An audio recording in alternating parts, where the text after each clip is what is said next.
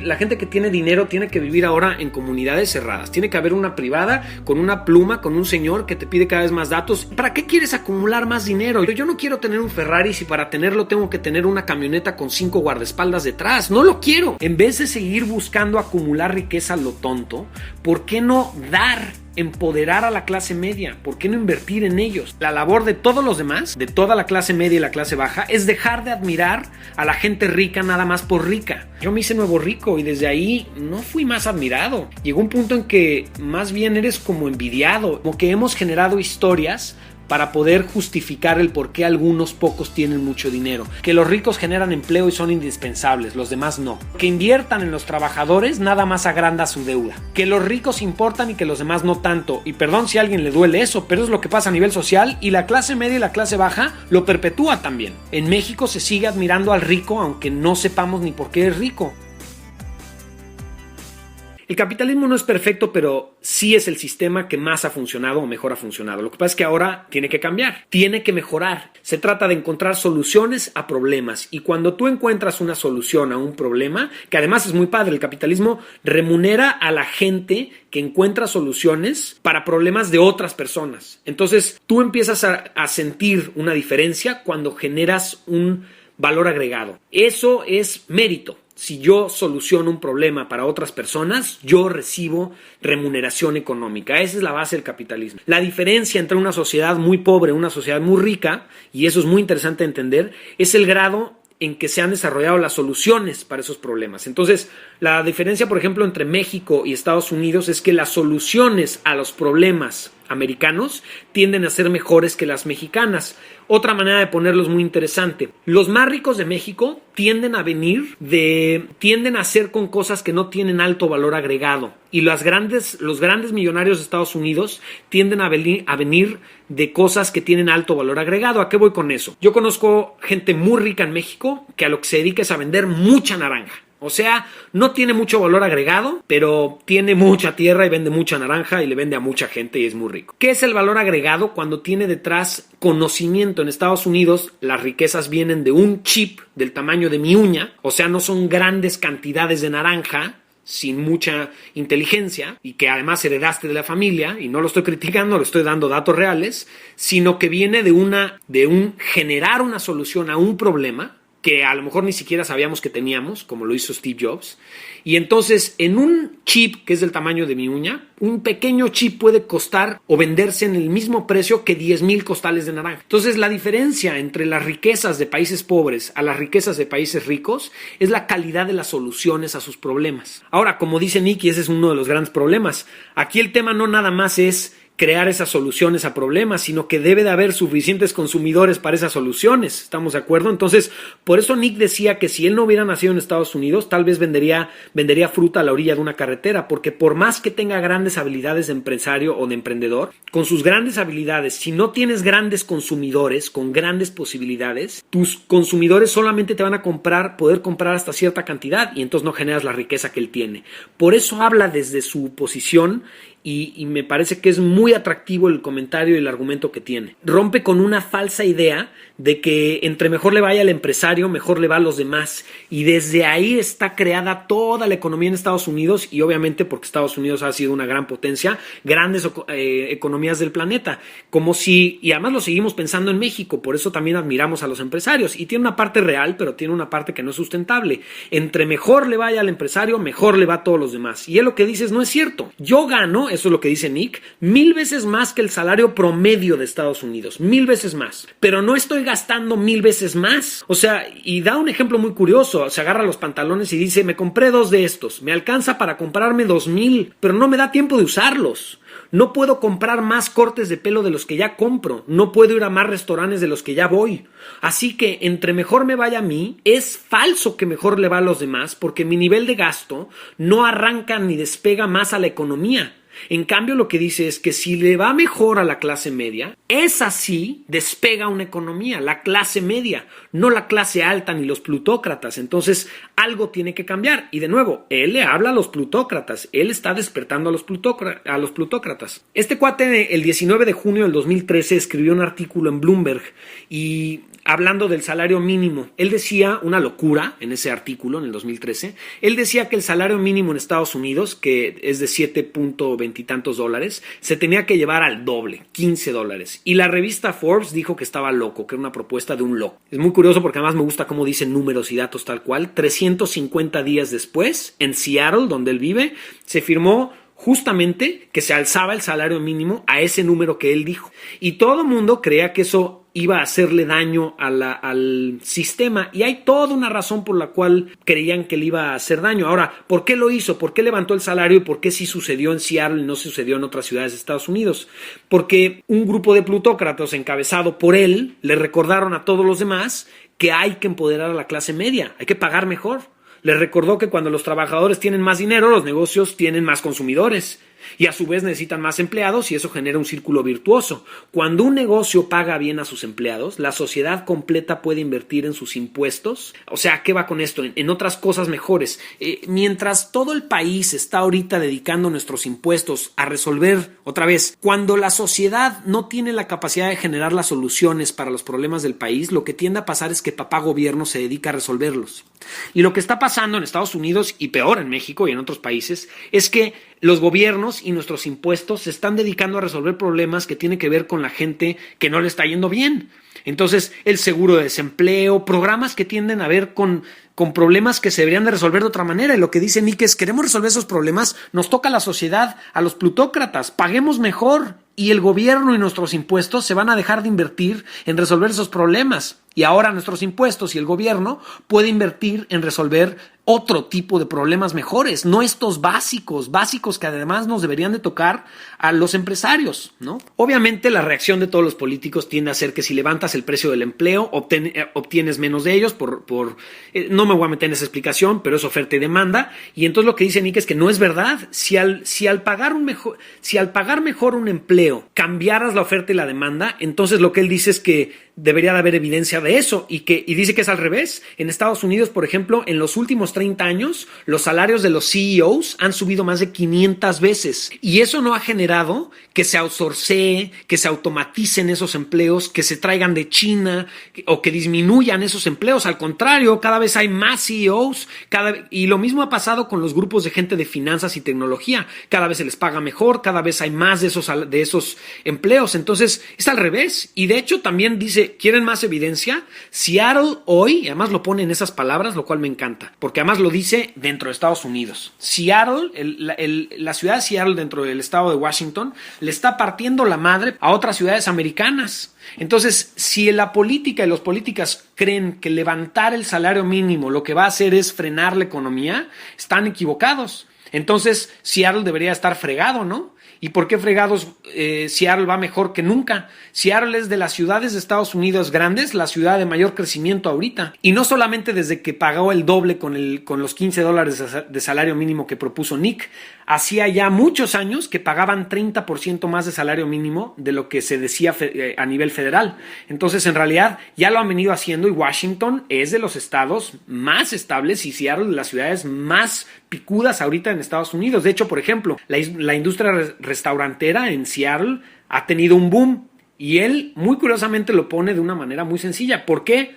Pues porque los que trabajan en la industria restaurantera están ganando tan bien que ellos mismos pueden ser clientes. Esa es la base de lo que este cuate dice. En vez de seguir buscando acumular riqueza a lo tonto, ¿por qué no empoderar a la clase media? ¿Por qué no invertir en ellos? Es chistoso, pero le recuerda, y dicho desde un plutócrata es buenísimo verlo. Él dice, les recuerdo a los señores plutócratas que nosotros no hicimos al país, el país nos hizo a nosotros. Si no fuera por el país, no seríamos ricos. Y creo que la labor de todos los demás, y me incluyo, de toda la clase media y la clase baja, es dejar de admirar a la gente rica nada más por rica. Hay toda una necesidad de generar riqueza, y es obvio, pues si hemos visto por generaciones y generaciones que ser rico es lo admirable y llegar a tener mucha lana es lo que, según esto, resuelve todos nuestros problemas, pues ahí es donde estamos todos, en esa persecución. Pero Es como voy a poner un ejemplo muy sencillo. Nuestros papás o nuestros abuelos fumaron por muchos años y era lo más cool. Y es como si ahora nosotros buscáramos una persecución de ser muy cool a costa del cigarro. Nuestros papás nos dirían, oye, ya hay suficiente información para que entiendas que eso te hace daño, ¿no? Y eso ya no es cool. Eso siento que le está pasando a la riqueza y a la acumulación de riqueza sin sentido. Y lo digo de todo corazón. Hace 30 años bajarte de un Ferrari podía verse todavía... De hecho, le pasó, por ejemplo, a los Hummers en Estados Unidos con el tema del gasto de gasolina. Un coche que podía ser muy cool, muy atractivo, muy fregón. De repente, porque todo el mundo entendió que gastaba demasiada gasolina y era una cosa tonta y grandota sin sentido, ahora bajarte de un Hummer en Estados Unidos no es tan admirado, es al revés. Te ven con cara de güey, ¿que no entendiste? ¿No? Así como, ¿por qué no te compras un Prius? Lo mismo está pasando hoy con la riqueza. Como que más que ser admirado, y esto sí lo digo con todo mi corazón y con mucha apertura y vulnerabilidad, pues yo me hice nuevo rico y desde ahí no fui más admirado. Llegó un punto en que más bien eres como envidiado y hay una parte que ni siquiera se te admira. Lo que dice la gente en sus adentros es como, ¿para qué gastan esas cosas? Y lo entiendo. Hoy vuelvo a lo mismo. Claro que quiero tener riqueza, pero hoy lo que entiendo muy profundamente es que sí, ya no es lo primero que quiero. Hoy quiero resolver un problema de mi país, generar una solución a un problema y desde ahí seré remunerado acorde. Y si resuelvo un gran problema con una solución maravillosa, seré remunerado muy bien. Ok, pero quiere decir que dejé un valor agregado. No nada más quiero hacer riqueza a costa de ver qué vendo, mucho de eso, ¿no? ¿Qué es lo que siento que está pasando en mi país y en varios otros? A ver qué negocio ponemos. No, es saber qué problema resuelvo y olvídate de a ver cuánto ganas, por un rato aunque sea, ¿no? El capitalismo funciona para crear prosperidad, pero si no cambiamos este problema de la desigualdad va a colapsar.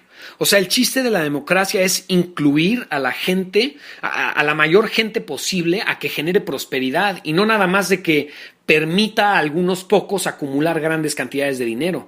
Y ojo, yo no estoy criticando a los ricos nada más por criticarlos. Está bien, yo quiero generar riqueza también, pero tenemos que soltar esa sensación de generar a como dé lugar. Además, me queda muy claro que estamos viviendo el final de un paradigma, porque cada vez veo a más gente que hay de dos. O les está cayendo este 20 o se están revolcando cada vez más en buscar ese dinero a costa de lo que sea. Yo que me muevo en la industria del multinivel, hay de dos. O la gente ya lo está odiando, y creo que eso es dañino porque es una industria que tiene grandes cosas y muy positivas, o muchas cantidades de gente están firmando en unas empresas estúpidas, vacías, con excusas de producto, con tal de a ver si ya le pegan a la lana que según ellos ya merecen, porque llevan años en la industria y ya me toca un buen cheque. Y eso es triste. Debería ser al revés. ¿Qué producto, qué empresa ofrece una gran solución? Y espérate ahí y comparte el tiempo que tengas que compartir. No nada más brinques de empresa a empresa a ver cuándo generas tu riqueza. Te doy una solución más fácil. Vende droga. Ya hay, y lo digo obviamente con ironía, pero ya hay una buena demanda. Ya nada más consigue un paquetito y muévela de un lado a otro y te vas a generar riqueza. Si lo único que quieres es riqueza. Entonces dejémonos de dar a tole con el dedo y pensemos en qué vamos a aportar, qué legado quieres dejar, cuál es tu contribución, no nada más cuánto quieres ganar. Y desde ahí, por supuesto que no critico el que manejes un Ferrari, pero qué flojera ver a estos plutócratas en mi país, mientras México sigue siendo los países más pobres en cierto sentido, con uno de los hombres más ricos del planeta que viene de aquí, ¿no? Y otra vez, con 15 guardaespaldas detrás. ¿Para qué? ¿Para qué? ¿Para qué quieres crearte un castillo de oro, una cárcel de oro? ¿Para qué? Yo prefiero vivir en la clase media, mucho más tranquilo, o que es lo que quiero, porque no creo que la mente rica lo que pienses en las dos, o generar riqueza sin esa desigualdad, que eso es lo que creo que deberíamos alcanzar. Ahora, aquí hay otro tema muy interesante, que por ese estatus y ese poder y esa riqueza concentrada en pocas manos, los humanos a nivel mundial y desde la historia se ha venido contando historias para mantenerlo así, como si fuera bueno moralmente, como que hemos generado historias para poder justificar el por qué algunos pocos tienen mucho dinero. Algunas de las historias que hoy nos contamos, y quiero decirlas así tal cual, que dan mucha pena, pero son las historias que nos contamos como para justificar a esos grandes plutócratas. Y de nuevo, esto lo dice un plutócrata, él lo dice. Señores plutócratas, compatriotas casi, no nos hagamos güeyes, lo hemos pensado todos y lo sabemos. Nos estamos justificando nuestra existencia con tal de no aceptar la verdad. Ahí te van unas de las frases que se dicen y son como parte de toda una historia y de un paradigma que mantiene a esos pocos ricachones allá arriba. Número 1, que los ricos generan empleo y son indispensables, los demás no. Y así lo pone Nick, que los ricos generan empleo y son indispensables, los demás no. Que las estrategias fiscales para los ricos les generan crecimiento, entonces hay que dejarlos hacer estrategia fiscal, pero que inviertan en los trabajadores nada más agranda su deuda. Entonces no, que los ricos importan y que los demás no tanto. Y perdón si a alguien le duele eso, pero es lo que pasa a nivel social y la clase media y la clase baja lo perpetúa también. En México se sigue admirando al rico aunque no sepamos ni por qué es rico. ¿Cuál es la gran evidencia de eso? En los pueblos se admira al narcotraficante que se baja de una gran pick-up del año, vestido con buenas ropas, teniendo billetazo y con una chava guapa, en vez de admirar al que de veras está dejando un legado. Entonces lo hemos perpetuado nosotros también, la clase media, y me incluyo, o la clase baja, lo ha perpetuado. El admirar al rico, al plutócrata, sin sentido. Yo ahí en Facebook, se los digo de corazón, el día que Carlos Slim vendió por una ley nueva en México de telecomunicaciones, vendió gran parte de una empresa que tiene y en un día se embolsó más de $7 billones y vi comentarios positivos de eso en Facebook como admirable, gran empresario. No tiene nada de admirable, el tipo ya acumula mucha riqueza y el día que vendes te metes mucho dinero. ¿Qué tiene eso de admirable? Si en México poca gente lo admira por haber dejado un legado, lo único que deja son productos a alto costo que no necesariamente son los mejores en su rubro y no hay buena competencia porque México perpetúa el monopolio. Entonces, en realidad, yo no admiro a esos multimillonarios, admiro a algunos otros, como Richard Branson, como Bill Gates, a Nick, del que hoy estoy platicando, Nick Hanauer. Admiro a alguno que otro plutócrata, pero no por su riqueza, sino por su legado, por la calidad de soluciones a los problemas que hay en su sociedad. Eso es lo admirable. Yo mismo les comparto que yo por años perseguí esto mismo de lo que hoy estoy hablando. Yo mismo perseguí la riqueza sin sentido y no necesariamente me hice el hombre más rico del planeta, pero creo que fue suficiente la riqueza que acumulé para aprender la lección. Gracias a una gran crisis que tuve, me reencontré a mí mismo y entendí que sí quiero abundancia, la palabra es abundancia, y sí, me gustan los juguetes, me gustaría tener alguno que otro juguete de adulto, pero no con esa desesperación social. O sea, hoy yo creo que hay que dar y contribuir y desde ahí recibiré, pero entre mejor sea mi solución a un problema, mejor pagado seré. No solo quiero acumular dinero, a ver si mi coche es mejor o a ver si tengo un avión privado o un yate, a costa de toda la pobreza hasta de mi propia sociedad, ¿no? De nuevo, no critico a quien tiene un yate, no critico a quien tiene dinero, no va por ahí. Critico o nada más tomo la crítica de un gran billonario de qué está pasando a nivel mundial. Es más, creo que lo tienen que escuchar. El que esté escuchando esto y ya sea rico y tenga un yate y tenga mucha lana y un avión privado, hasta lo ha de sentir, ni siquiera es que sea una crítica, lo sabes, lo sientes. No puedes ni siquiera disfrutar de tu riqueza sin que sepas o sientas que alguien más te la quiere quitar. Y ese es el principio. Vamos a llegar, como lo dice Nick Hanauer, a una que además creo que es suficiente buen personaje como para creerle a la intuición que él tiene. Vamos a llegar a una revolución tipo siglo XVIII en Francia. Va a haber gente que se levante en armas. Por miles de años, a estas historias que les conté ahorita, como para justificar la riqueza de pocos, se les llamó derecho divino. Hoy se le llama en inglés trickle down economics, que se le llama en español efecto de filtración de la riqueza. Y no está funcionando, pero son otra vez algunas de esas historias que justifican el hecho de que algunos pocos tengan tanto. Y no está funcionando. Los culpables no son los ricos ni los plutócratas, tan solo es que si ya están en esa posición de poder, no estaría mal que escucharan este tipo de críticas. ¿Cuánto tiempo más vamos a perpetuar y a dejar que algunos pocos tengan tanto mientras tanta gente muere de hambre? ¿Cuánto? De nuevo, no culpo a los ricos, pero ¿cuánto tiempo lo vamos a dejar? Es el balance. Es justamente lo que creo que ha sucedido en el planeta con el tiempo. Ni es el socialismo, ni es el capitalismo rampante que hoy vivimos, estúpido y vacío. Es un intermedio y como yo siempre lo he dicho, porque sea legal no quiere decir que lo debas de hacer. El capitalismo permite muchas cosas. Puedes pagar muy poquito a tus empleados, pero no porque sea legal lo debes de hacer. Hazlo por algo más allá, ¿no? Y yo lo diría por algo moral. Y de hecho así lo decía, no porque sea legal lo hago. Justamente no lo hago por moral.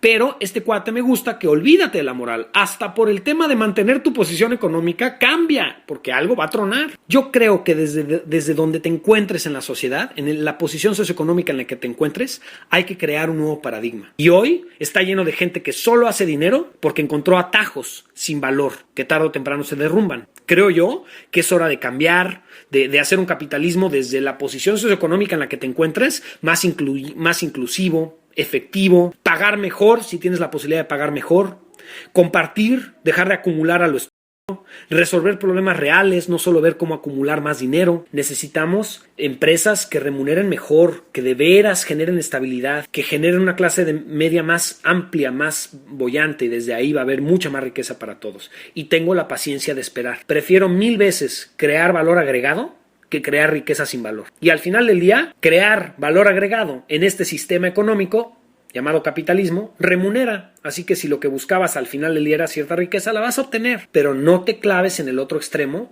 de una riqueza vacía. Despertemos a un nuevo capitalismo, ¿no? Ese sería como el mensaje que yo paso desde mi vida.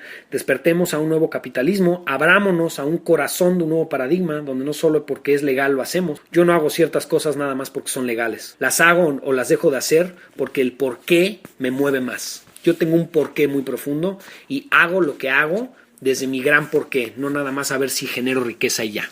Tengo un gran porqué. Y el gran porqué no es un gran coche y una gran casa y una gran riqueza. El gran porqué es un gran legado y una gran solución.